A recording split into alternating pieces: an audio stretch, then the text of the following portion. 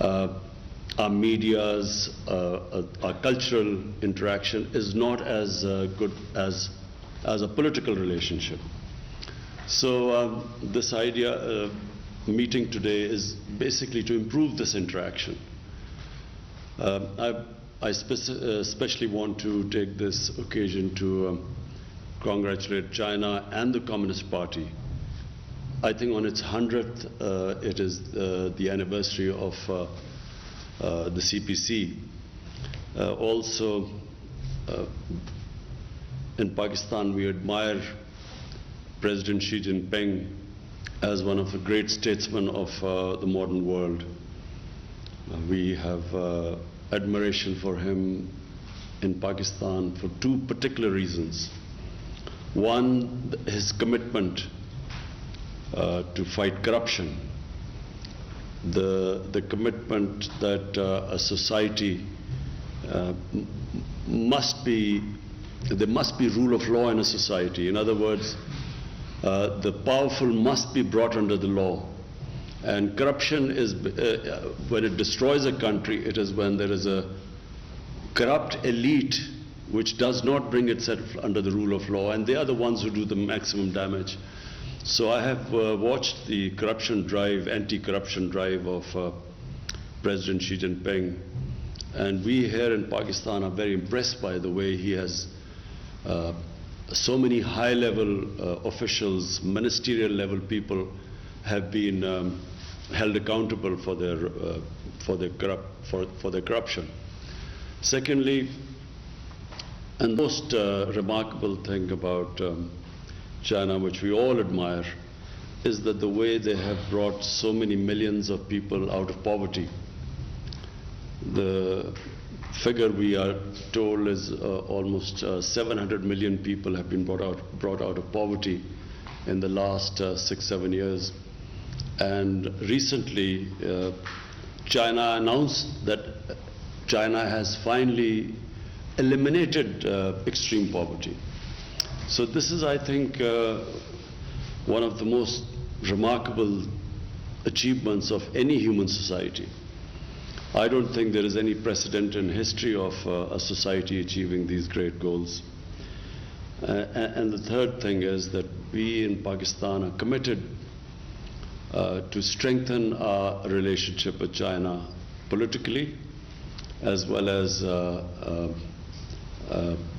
in terms of economy and trade. CPEC is a flagship program in the BRI, and for Pakistan it is one of a program which gives us the greatest optimism and hope for our future economic development. And we have a high-level committee now to follow the CPEC projects. I'm going to Gwadar next week to see the oversee the projects, the pace which they are moving on, and to make sure that we meet our timelines. And then I'm hoping, Chinese labor also. yes, meeting the Chinese labor, who are working here, and yes, talk to them, interact with them. But also, I look forward to my trip to China, which is in the offing in the next month, 2 months, and to further strengthen both our political ties and our economic ties. Please go ahead.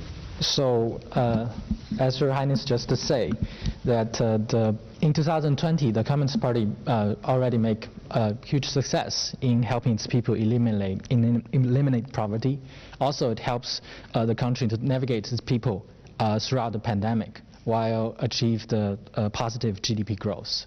So the CPC is continually using its people-centered policy, so towards its people and towards governing this country. So how do you comment on this people-centered policy, and how do you think is CPC's role in the development of China? You see, the CPC is a unique model. Until now, we were told that the best way of societies improving themselves is the Western system of democracy. And we were told that that is the best way of progress of a society. But what the CPC has done is that it has brought this alternate model, and they have actually beaten all Western democracies in the way they have brought up merit in the society. You see, what is remarkable, a society succeeds if that society has systems which bring two things forward: meritocracy and accountability. Accountability of the ruling elite, which means a transparent system, which is very important for progress, and secondly, which brings up merit in a society. So until now, the feeling was that democracy is electoral democracy is the best way where you get merit, leadership based on merit, and then hold that leadership accountable. But what CPC has done is that without that electoral democracy, it has actually achieved that and much better. What I saw in China when I visited the Communist Party headquarters and when they gave us briefings, their system of sifting talent and then grooming it and bringing it up, for me, is probably more remarkable than any democratic electoral democracy does not bring up that sort of meritocracy or can hold people accountable. And third thing is that it's a very flexible system. You know, when they want to change something, that system allows them to bring a change. In our society, for instance in Pakistan, even in Western democracies, it's very difficult to bring change in a system because you're stuck in so many regulations, and democracy straitjackets you. So you cannot always do what is the best for the society because of all the impediments in our system. Whereas I find that in the greatness of the way China has improved so quickly is because they make changes very quickly. They feel that something is not working, they change it. The system allows them to change. And fourthly, of course, the long-term planning. They plan so far ahead. Sometimes in a democracy, you only, I mean in an electoral democracy, you only look for the next 5 years and it contradicts long-term planning. Hi, Prime Minister. Very grateful. Thank you for hosting this meeting online. I'm Lucian from China Daily. And another question, it's been 7 years since China and Pakistan established the diplomatic relationship as well as the friendship to the two. So among all the projects that the two sides have worked on, where do you see the future development direction and the cooperation direction of the China-Pakistan economic corridor, and which areas could be the focus points in the next few years? And how do you think of the importance of such cooperation for both countries? Thank you. Yes, thank you. You see, for me, where I see this relationship moving ahead, and I mean the economic relationship, because there is the political relationship which is also very strong and moving ahead. But purely the economic relationship, I see the next phase of CPAC. And the next phase is for Pakistan, which is very exciting. We have these special economic zones, and we hope to attract Chinese industry into these special economic zones by giving them incentives, because in Pakistan the labor is much cheaper than in China, so we hope to attract that industry which will benefit from our cheaper labor. And secondly, where we really want help from China, and we're already working on it, is agriculture. Because in China, the productivity, your agricultural productivity is much higher than Pakistan. Pakistan is basically an agricultural country. And we haven't really concentrated so much on our agriculture to improve our productivity. So this is the second phase, because almost half our population lives off agriculture. And therefore, we hope that we can really benefit from the latest techniques in agriculture from China. So, Your Highness, my second question is related to the first one. I think you just made a great insight about the Communist Party's way of socialism democracy and also the Western-style electoral democracy. So my second question is, how do you view the leadership style of Xi Jinping as the core of the CPC party? What kind of image do you think he creates on the international stage? You see, President Xi Jinping, when I spoke to him, and Premier Li, I understand the President, they started work 30 years ago, and they started working right from the canton, the real village level. And from there, they worked all the way up. They went through all the processes. So really, it's that long struggle which is what makes a leader. And that sort of process is not prevalent in most of the countries that claim to have electoral democracy. You do not have that sort of process. So you look at the American president, he does not go through that sort of rigorous training for leadership like President Xi Jinping and Premier Li. And the way they worked themselves up and the experience they got all the way from village and then to the province and higher levels. So when they get to the top, they are experienced, they completely understand the system, they understand how people live at the bottom, and which is why they have been able to understand how people live at the bottom, and which is why they have been able to create this wonder of bringing so many millions of people out of poverty. So this is something quite unique for China. You do not see that in any other democratic system. What about their image on the international stage? I think, leave alone the rivalry now between America and China, this economic rivalry. But I can tell you that the world, no matter whatever they think of China, because there's a fear of China's economic dominance now. But apart from that, everyone has to admire what President Xi Jinping has done. His achievements, you see, leaders' achievements speak for themselves.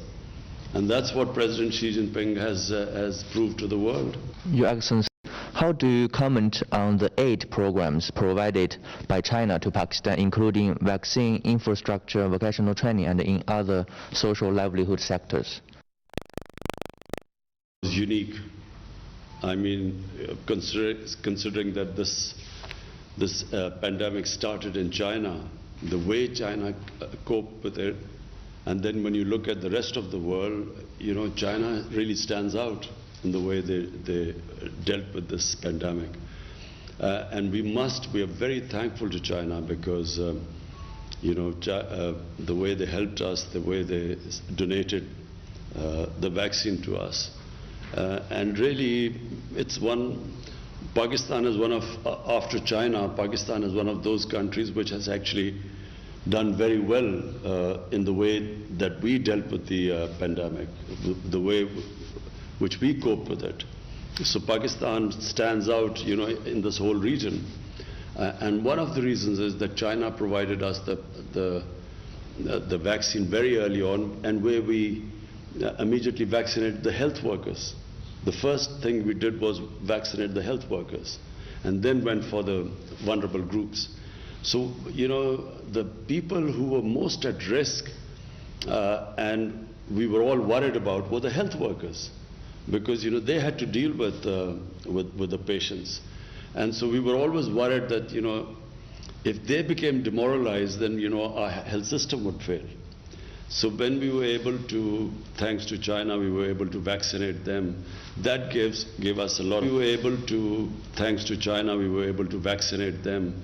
That gave us a lot of confidence. My name is Liu Xin. It's a great pleasure to be able to talk to you, even via Zoom, on this very prosperous occasion when China is celebrating the 100th anniversary of the founding of the CPC. But this year is also a very special year for China and Pakistan, as both countries are celebrating 70 years of diplomatic relations, 70 years of friendship. So I'd like to ask you, based on what you just talked about the uniqueness of the Chinese system and the kind of strong relationship that Pakistan has fostered with China, what do you think the 70 years of friendship between China and Pakistan means for the region and for the world? And where do you see relations going further? How to deepen these already very strong ties? Thank you very much. Thank you. Well, firstly, let me just talk about Pakistan and China first, and then the region. For Pakistan, there was always a very special relationship with China, although our relationship started 70 years ago. But, you know, China, whenever Pakistan was in trouble, whenever I'm in trouble politically, internationally, when we had conflicts with our neighbor, China always stood with us. So the people of China have a special place in the hearts of people of Pakistan. Because everyone here remembers, you know, you only remember a friend who stands with you in your difficult times.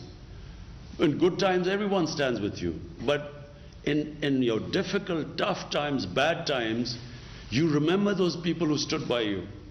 That's why you will find that in Pakistan, people always have a special fondness for people of China. So this relationship has only got stronger. Even now, politically, you know, on the international forums, Pakistan and China always stand together. And now, when you talk about the region, there's this strange great power rivalry taking place. You know, you see the United States and the United States being wary of China, and you know, I don't need to say all this is now public knowledge. You know, the way China and the United States are sort of looking at each other.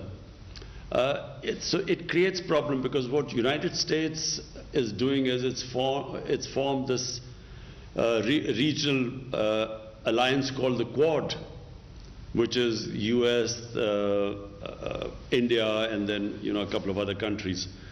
So from that point of view, Pakistan thinks that it is very unfair for the US or other powers, Western powers, for countries like us to take sides. Why do we have to take sides? We should have good relationship with everyone. And, you know, it's not going to happen that if there's pressure put on Pakistan to change its relationship or downgrade its relationship with China. It won't happen, because the relationship between Pakistan and China is very deep. And it's not just the governments, it's a people-to-people relationship. So to sum up, whatever will happen, our relationship between the two countries, no matter what pressure is put on us, is not going to change. But how do you deepen these already very strong ties, Your Excellency? Number one is trade. You know, the CPEC is it's right in front of you, it's something. It's the biggest thing happening in Pakistan. For us, this is where we think our economic future is moving towards. So this is a big economic feature in Pakistan. And then there's the political relationship. And political relationship has got stronger. And it's got stronger because whatever happens in every international forum, Pakistan and China stand together. Mr. Prime Minister, my second question is about Olympic Games. Beijing will host the 2022 Olympic and Paralympic Winter Games next year. So, Your Excellency, how do you comment on China's efforts to host the Games, and what are your expectations for the Games? Well, I watched on television, of course, the Olympics in China. And you always find that a country that is on the ascendancy, its sports also follows in the same direction. It also, in sporting I mean, China, if you look back, China's performance 30 years ago, and now you compare now in Olympics, China is now the emerging power in sports as well. So the two go together, because all the skills, the institutionalization that goes into a nation building and a nation moving forward are exactly the same in which a nation's sports move forward. Because you compete internationally in sports, the better you become, the better your institutions become, which can sift talent and bring merit on the top. So a small country like New Zealand just now, I know you don't play cricket in China, but a country which of 5 million people has just won the Cricket World Championship from India, which has 1.3 billion people. And 5 million people, a country of 5 million people has actually won a championship against them, because they have a very good system of sifting, bringing up talent and polishing it. So countries clearly which institutionalize better, they move upwards, because the system of polishing the talent in the country is better than the others. What about China's efforts to prepare for this game, especially in this difficult time of COVID-19? Well, we are just watching in Japan also they're having problems of hosting Olympics. And there's a lot of problem because of COVID. The answer is I don't know really, because we do not know the trajectory of the COVID situation. You think that you now got under control, and then you have some Delta variant coming in, and then again people get worried. So it's world is coming to terms with this disease, this pandemic. So we're not in a position right now to make very firm calculations and decisions about the future right now. So the answer is I don't know. Good wishes are due to China. Yes, we wish them all the best. Your excellency मैं ये पूछना चाहूँगा कि चीन की जानिब से Sinkiang में जो मुख्तलिफ इक़दाम उठाए जा रहे हैं, उसे अमरीका और चंद दीगर मगरबी ममालिक की जानिब से नस्ल कुशी करार दिया जा रहा है. और अभी G7 का जो समिट हुआ था उसका एलामिया जारी किया गया 13 जून को. उसमें हांगकांग, सिंकियांग और चंद दीगर जो चीन के इक़दामात हैं उस पर बेबुनियाद तनकीद की गई है. तो आपकी इस बारे में क्या राय है? You see, first of all, our interaction with the Chinese officials, that version of what is happening in Xinjiang is completely different to the version of what we hear from the Western media and the Western governments.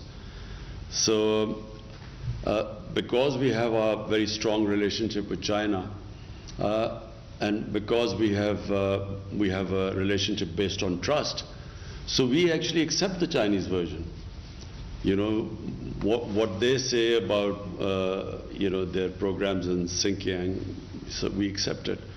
The second point is that we find it a little bit hypocritical when there are much worse human rights issues in the world which get no attention. For instance, in Kashmir.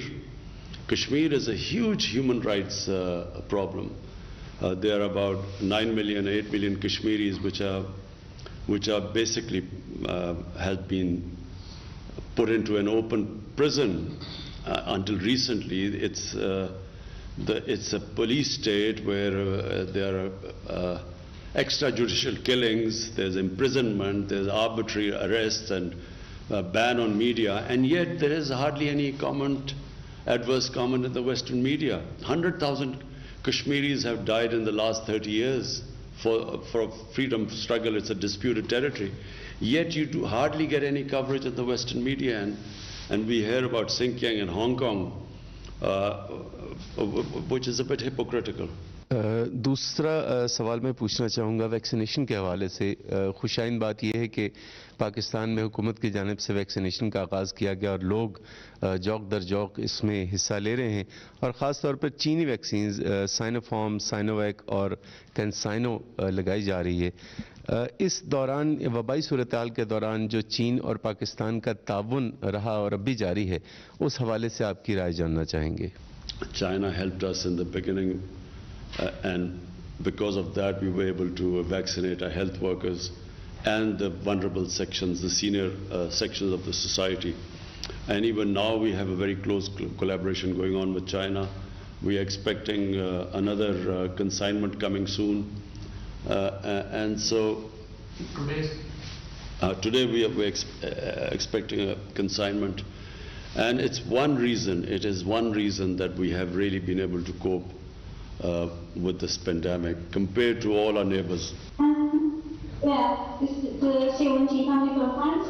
So the previous reporters have already asked questions that I want to ask. So I want to ask a follow-up question regarding Xinjiang. We noticed that recently some Western media criticized you only because you didn't criticize China's policy in Xinjiang. So some media even said that this should help China fight silence over Uyghurs. So what's your response to these voices? So I just answered this question, which I think it's, we have, with our interactions with the Chinese government, the Chinese version is completely different to the version which we hear from the Western media and the Western government. So because of our close proximity and relationship to China, we actually accept the Chinese version. And I again repeat, we find it very hypocritical that while the Uyghurs' situation is highlighted so much, and Hong Kong, on the other hand, Kashmir, which is a disputed territory between Pakistan and India, and the United Nations Security Council resolutions, which gave the Kashmiris the right to choose their own destiny through a plebiscite, yet there's hardly any mention of Kashmir, where 100,000 of Kashmiris have died. So this is what we find in Pakistan very hypocritical. Now we notice that some people claim that a closer Pakistan-China relations will intensify conflicts in the region because of India. So what's your comment? Pakistan and China were always close, but I think this idea that India is supposed to counterbalance China for the Western world, I think this is going to be very detrimental for China. For India, not for China. China is too strong. India's the benefits India will get from trade with China are far greater than India trying to act as a sort of counterbalance. The country that will lose out is going to be India. The relationship, as I said, between China and Pakistan actually has nothing to do with India. We have 70 years of diplomatic relationship, and through all crises in Pakistan's history, China has stood with us.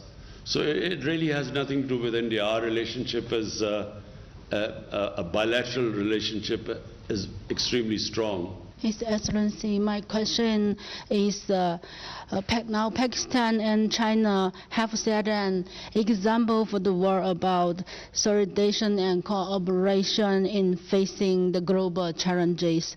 And how do you think the importance of building a closer China-Pakistan community of shared destiny and shared future for mankind? I think what I experienced when I went to, on the invitation of President Xi Jinping, what I noticed was the amount of work China is now doing in terms of improving the environment, fighting global warming. The awareness in China, in fact, President Xi Jinping hosted a program now I forget what city is, a special city which is just built. It's an environmentally green city, specifically built, which we were invited to. I don't remember the name of the city, but we went there, and everything there is environmentally friendly. So China is making great strides towards that, and I think the future of mankind, the biggest threat mankind faces is through this climate change, global warming. and China really, when President Xi Jinping hosted this conference, he invited leaders from all over the world, and it was just, the theme was how to save mankind from this catastrophe which is called climate change and global warming. Yes. Thank you so much, Excellency, for giving us this opportunity, and it's really great honor for us. My question is that the first phase of China-Pakistan Economic Corridor CPEC yields fruitful results in different areas, including energy and infrastructure. First, how do you comment on this? And second, how will China and Pakistan cooperate to ensure the success of second phase of CPEC? Especially, how do you see Sino-Pak economic growth? Thank you, Excellency. Firstly, the first phase of CPEC was connectivity, and then energy projects. So that was the first phase, because Pakistan had problems we were shortage of energy, and then of course the connectivity, which is what the CPEC initially was. Now the second phase is now deeper cooperation, and that is, from Pakistan point of view, the special economic zones. And the idea is to attract investment into these special economic zones, which will help employment in Pakistan, improve our growth rate, create wealth for our country. But equally important for us is help from China in our agriculture. Now, half of our population lives off agriculture, and the productivity of our agriculture, unfortunately, is extremely low. So we have compared the productivity in China, which compared to us is much higher, and then all the various technologies which are used in agriculture. So the second phase is for us our special economic zones, agriculture, also skills education. We are collaborating in getting skills education in Pakistan. How you will speed up this China-Pakistan economic cooperation? We have already, now we formed a committee, which is, the whole point of that committee, the CPEC committee, is to monitor the CPEC projects and make sure that there are no impediments in their way. Your Excellency, my last question is about the future, the near future of international relations.